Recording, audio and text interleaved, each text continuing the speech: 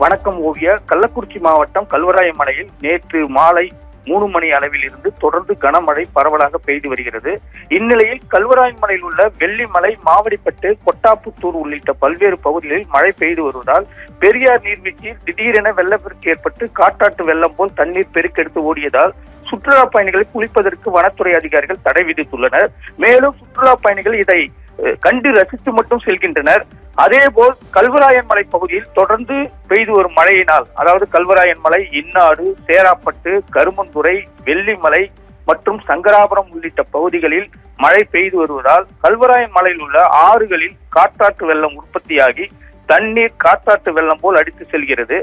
இந்நிலையில் வெள்ளிமலை கரியாலூர் செல்லும் சாலையில் அமைந்துள்ள படகு குளம் நிரம்பி தண்ணீர் ஆர்ப்பரித்து காட்டாற்று வெள்ளம் போல் தண்ணீர் அடித்து செல்கிறது. கல்வராயன் மலையில் கடந்த சில நாட்களாக பெய்து வரும் மழையினால் நீர்நிலைகள் தண்ணீர் தேங்கி நிற்கிறது. இதனால் கோடை வெயில் தணிந்து குளிர்ச்சியான சூழல் ஏற்பட்டுள்ளதால் மக்கள் மகிழ்ச்சி அடைந்துள்ளனர். ஓவியா.